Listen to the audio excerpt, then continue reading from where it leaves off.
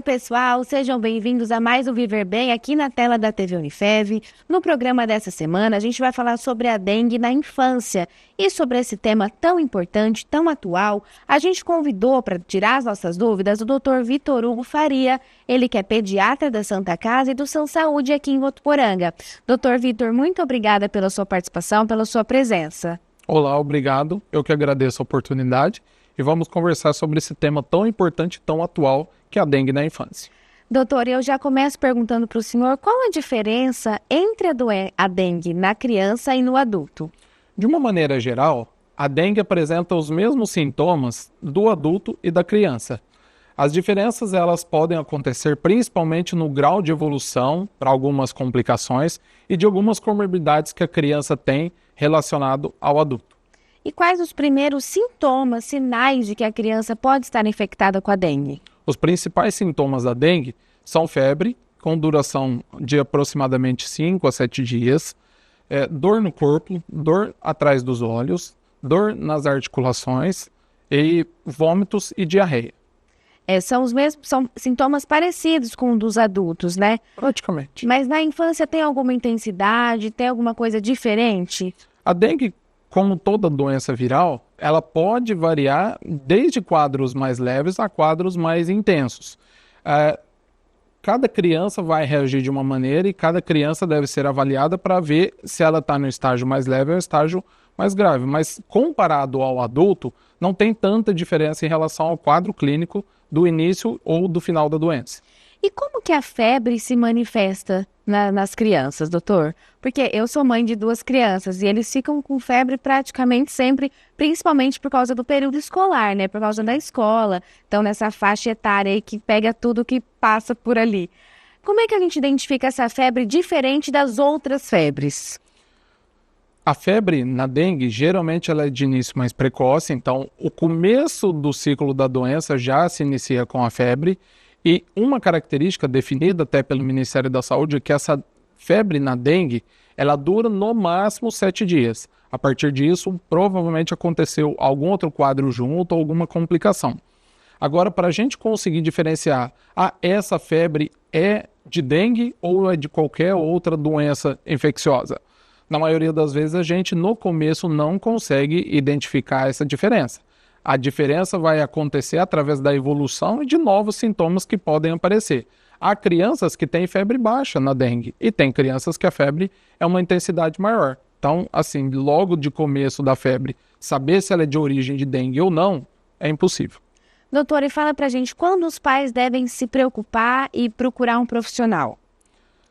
É indicado sempre que há a suspeita do caso de dengue, seja na criança, no adulto, é importante já ser avaliado esse paciente, até para estratificá-lo, colocá-lo qual risco ele está, qual estágio da doença esse paciente está, e de uma maneira geral, você conseguir fazer o tratamento adequado para aquele quadro de febre ou dos sintomas, ou até mesmo já diagnosticado de dengue.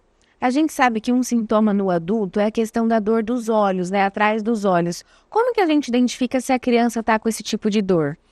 Nas crianças depende muito da idade com que essa criança apresenta dengue. Em crianças muito pequenas é difícil a gente conseguir identificar que ela está com dor atrás dos olhos. Na grande maioria das vezes, quando é uma criança maiorzinha ou adolescente ou até mesmo adulto, alguns adultos referem dessa mesma maneira, há uma sensação de que algo está empurrando os olhos para fora. E geralmente é assim que a gente consegue identificar esse sintoma. Certo. E em que momento esses pais eles devem perceber que a condição da criança existe uma certa urgência? Por exemplo, eu levei o meu filho no médico, tudo bem, ele melhorou, mas aí a gente voltou para casa e ele continuou piorando. Como que ele pode identificar essa urgência em procurar novamente o atendimento? Você como mãe, você conhece inteiramente suas crianças. Só de bater o olho você já sabe se aquele quadro é um quadro um pouco mais severo ou é um quadro um pouco mais leve. Principalmente porque a criança, ela demonstra muito facilmente o estado que ela está. Dificilmente é uma dengue mais grave, com sintomas muito intensos e a criança está brincando, se alimentando ativa.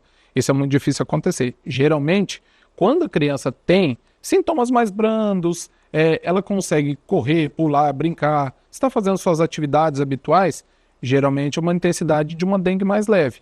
Agora, a partir do momento que você observa que aqueles sintomas estão influenciando realmente na vida da criança, ou seja, ela parou completamente de se alimentar, ela não é uma criança que está brincando naquele momento, mesmo fora da febre ou na febre, ela está muito caidinha, muito molinha, aí sim é uma dengue que você precisa avaliá-lo mais frequentemente e de uma maneira mais precoce. São vários tipos de dengue para os adultos, né? Tipo A, tipo B, tipo C. Nas crianças também tem isso, né? Que é o que o senhor está falando, que existe um pouco mais leve, uma moderada e uma mais grave. Como que a gente trata esse tipo de dengue, por exemplo, do tipo A, que é aquela mais branda? Realmente tem essa classificação e que é a mais utilizada, até mesmo foi bolada pelo Ministério da Saúde, que todo o quadro de dengue, quando a gente tem a suspeita, mesmo que você ainda não tem realmente os exames confirmatórios, você suspeitou da dengue, estratifica nesses 4 estágios, então a dengue tipo A, tipo B, tipo C e tipo D. Isso de acordo com a intensidade dos sintomas. Então, falando especificamente da tipo A. A tipo A é o quadro mais leve.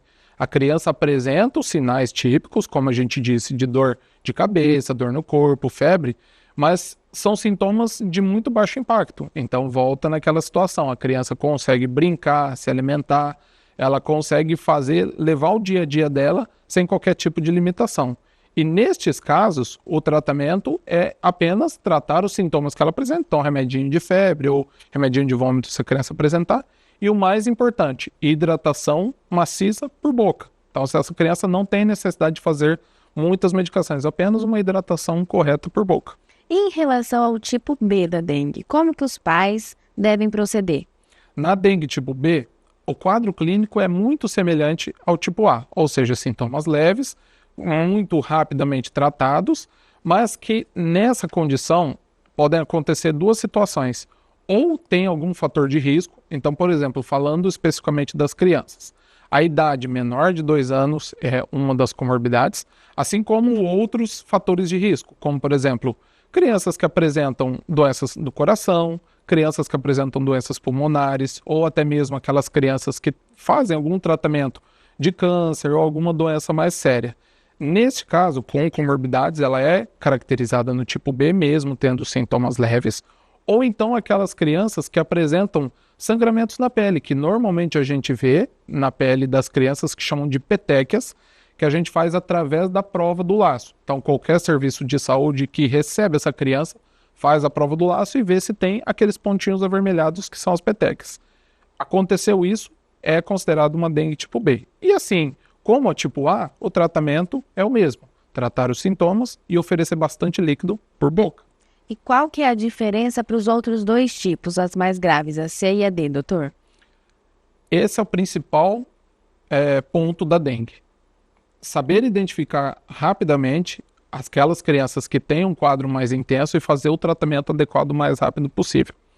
Então, na tipo C, nós temos os famosos sinais de alarme. Esses sinais, eles variam desde uma dor abdominal muito intensa, uma criança que não consegue levantar, se alimentar, brincar por conta dessa dor abdominal, assim como vômitos que não param nem com medicação, um quadro que chama hipotermia, que ao invés de ser da febre, que a temperatura ela é mais alta, é uma temperatura mais baixa, sangramentos de qualquer tipo, então um sangramento de gengiva, um sangramento nasal, ou até mesmo sangramentos mais intensos, como por exemplo, sangramento nas fezes ou na urina, esses são os sinais de alarme.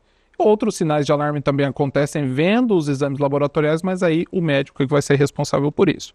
Neste caso, o tratamento ele deve ser precoce e feito aí sim com soro na veia, não é mais por boca. No caso da dengue tipo D, que aí é o quadro mais intenso da dengue, que famosamente a gente chama de dengue do tipo hemorrágico, aí temos sinais que a gente chama de sinais de choque. Choque nada mais é do que o jeito com que o nosso organismo reage frente a uma agressão muito intensa. Então aí essa criança está totalmente debilitada, muito pálida, ela não aceita nada por boca, nenhum tipo de alimentação, está extremamente desidratada, os pulsos que a gente afere na criança estão muito baixos, a pressão arterial está muito baixa. Esse é um caso realmente de muita emergência e a criança deve ser avaliada instantaneamente. Doutor, e conta pra gente, os exames para identificar a dengue nas crianças são os mesmos realizados nos adultos ou tem alguma diferença? Sim, são os mesmos identificados no adulto. Num estado mais precoce, a gente pode identificar a dengue através de um exame que chama NS1, preferencialmente feito no primeiro até o terceiro dia da doença. Mas também temos os casos mais avançados de duração, que é feito através da sorologia a partir do sétimo dia da doença. E aí a gente também consegue identificar. Como forma de acompanhar essa criança, a gente utiliza, dependendo de cada estágio da dengue, alguns outros exames, como por exemplo o mais famoso deles é o hemograma, que vê desde as plaquetas, como todo o sistema de imunidade ou qualquer tipo de sangramento. Certo. Doutora, a gente vai dar uma pausa rapidinho no Viver Bem, mas você não sai daí não, que daqui a pouco a gente está de volta.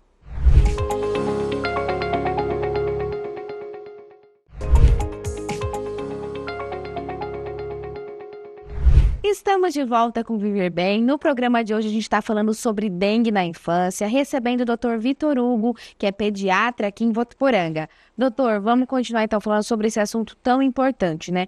Conta pra gente o que acontece no corpo da criança quando ela é infectada pela dengue.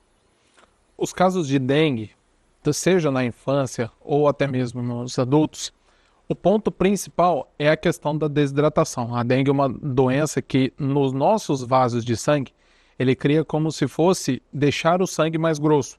E isso é o que principalmente causa as complicações da dengue.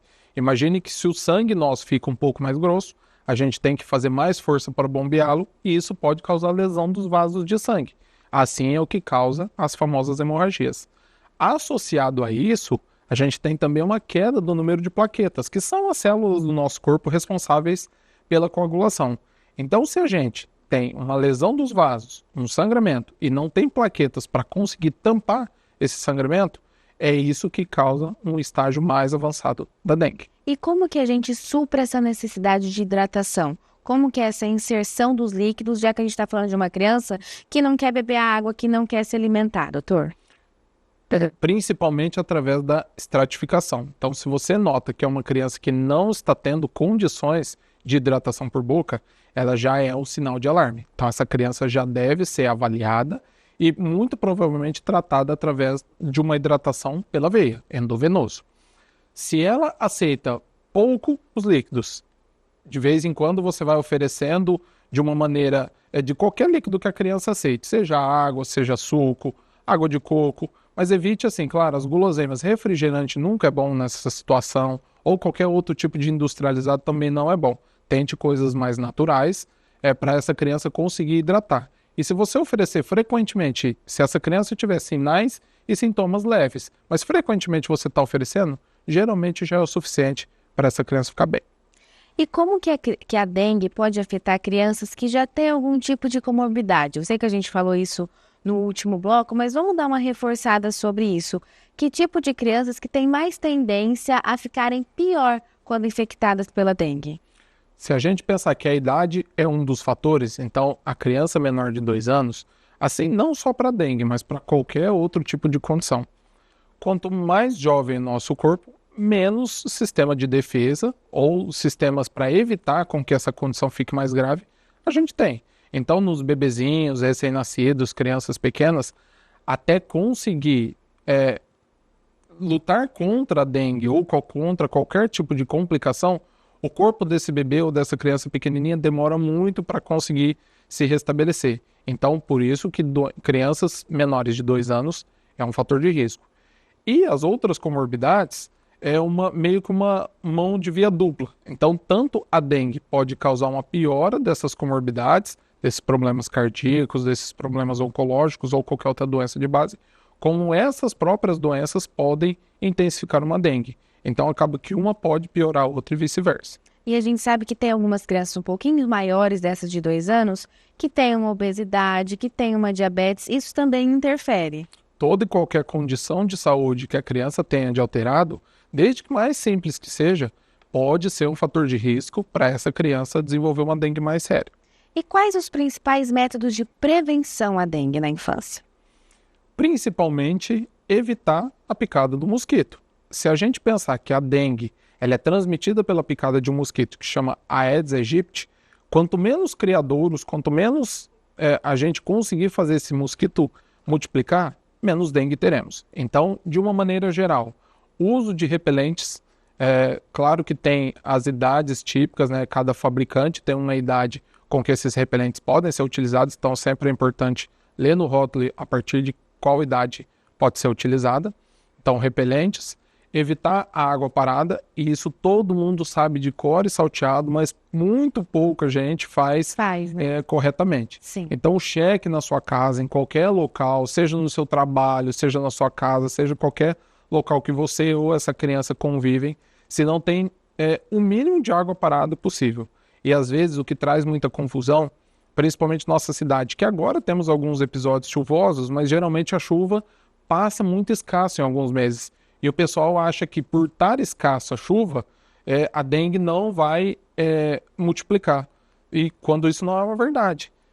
Esse mosquito ele tem o potencial de colocar os ovinhos em alguns recipientes, mesmo que não tenha chuva naquele momento, passado meses eles ainda sobrevivem e quando acontecer a primeira chuva, eles vão eclodir e aí vão causar a picada e provavelmente transmitir a doença.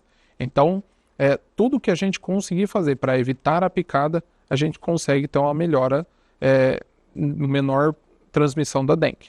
Doutor, e voltando a falar sobre o repelente, que o senhor tocou nesse assunto agora, fala um pouquinho para a gente sobre as diferenças de repelentes e reforça a questão das pessoas lerem os rótulos antes para saber a partir de qual idade, até qual idade essa criança pode estar usando esse tipo de proteção. Em crianças, até mesmo orientado pela própria Sociedade Brasileira de Pediatria, a gente utiliza principalmente um composto que chama icaridina. A icaridina, ela contém na grande maioria dos repelentes infantis e cada marca tem uma idade para ser utilizada. Então existem marcas a partir de 2 meses, existem marca a partir de 3 meses ou 6 meses de idade. Cada embalagem contém essa informação. E, é claro, quanto mais extensão do corpo a gente conseguir passar, menor a chance de picar. E sempre lembrando que a gente precisa reaplicar ao longo do dia esse repelente, porque não basta passar uma vez de manhã que vai segurar até a noite. Isso provavelmente não vai acontecer. É em torno de 3, 4 ou até mesmo no máximo 6 horas de duração. E aí vem escrito na caixinha, né? Até 6 horas, passar novamente. Tem também. Todas essas informações estão contidas no rótulo. E aqueles venenos de parede? Como é que funciona quando a gente tem um bebê, por exemplo? Da mesma maneira que os repelentes, eles mostram pra gente a partir de que idade pode ser utilizado, esses repelentes de parede, os repelentes elétricos de tomada, eles também oferecem a idade que pode ser utilizada. O que a gente sempre diz? Olhe os rótulos, olhe na caixinha a partir de que idade é orientado a utilização. Mas pode ser utilizado, geralmente, na grande maioria das situações, só evitando aqueles que principalmente borrifam o veneno em crianças muito pequenas, que podem se intoxicar com esse veneno. E além do repelente e da questão da eliminação dos focos do mosquito da dengue, existe alguma outra maneira dos pais prevenirem as crianças dessa doença? Não sei, talvez o uso do mosquiteiro, que é uma coisa muito antiga, mas que a gente vê até hoje nos berços, nos carrinhos, né? Sim. Isso é um conjunto de situações que a gente chama de método físico. Então, o mosquiteiro pode ser utilizado, então essas crianças muito pequenininhas, recém-nascidos, não pode passar repelente, geralmente não pode ficar em contato com os repelentes eletrônicos. Então a gente coloca o mosquiteiro em volta do carrinho, do berço onde essa criança está. Uma outra alternativa, sempre colocar mosquiteiros nas janelas também, nas portas, evitando a entrada do mosquito. E nós, como pediatras, médicos em geral, e toda pessoa que trabalha na área da saúde, está muito confiante no fornecimento da vacina, que já foi estipulada pelo Ministério da Saúde, de 4 anos de idade até 60 anos de idade. Ainda por um problema de logística, não está sendo disponibilizada essa vacina, mas já tem previsão para ser oferecida, e essa é uma principal medida que a gente considera de evitar a transmissão da dengue no nosso território.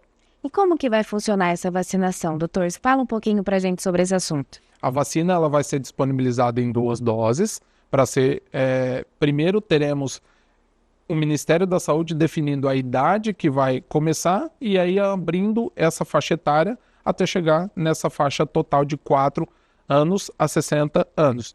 Não temos muitas informações porque a disponibilidade da vacina ela está sendo muito pouca. Dificilmente conseguimos achar, seja nos postos de saúde ou seja até mesmo em clínicas particulares, dificilmente está sendo encontrado, mas que a nossa esperança é de que, mostrando até pelos estudos que a gente vê que a eficácia é muito grande, evitando a transmissão da dengue e a infecção da dengue, a gente está muito esperançoso que consigamos diminuir bastante. Mas isso é claro que não tira da gente a nossa necessidade de fazer tudo certinho, tratar corretamente os doentes com a dengue e evitar a transmissão do mosquito.